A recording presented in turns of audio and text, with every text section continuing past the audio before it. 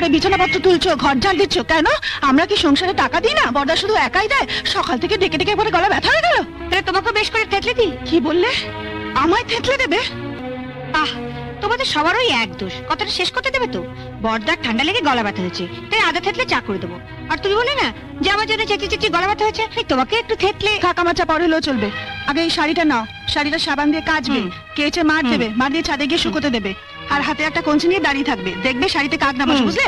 তারপর শাড়িটা শুকোলে ইস্ত্রি করবে, ইস্ত্রি করে আমার হাতে এনে দেবে। আমি এই শাড়িটা পরে সন্ধ্যেবেলা দাদার আশীর্বাদে যাবো। দাঁড়াও, তুমি তো গড়গড় করে বলে গেলে, আমি ঠিক বুঝতে পারছি কিনা দেখি। শাড়িটা নিলুম, এটাকে সাবান দিয়ে কাচলুম, তারপর ছাদে গিয়ে শুকোতে দিলুম, তারপর একটা কঞ্চি নিয়ে রোদের মধ্যে দাঁড়িয়ে রইলুম যাতে কাকে না করে, তারপর এটা সন্ধ্যাবেলা ইস্ত্রি করে তোমায় দিলুম। ঠিক আছে, বুঝতে পেরেছি। না, ঠিক নেই। ঠিক নেই? কাঁচার পর মারটাকে দেবে? মারের কথা তো তুমি ভুলে গেলে। কি যে বলে বৌদি, মারের কথা আমি বলে যাব? মারটা কখন কিভাবে দিতে হয় সেটা আমার ঠিক মনে আছে, আমি ঠিক সময় মতো দিয়ে দেবো। আর এমন মোলায়েম ভাবে দেবো না বৌদি, তুমি টেরও পাবে না। কি বললে? খবর শুনছো? আমার চাটা কখন দিবে?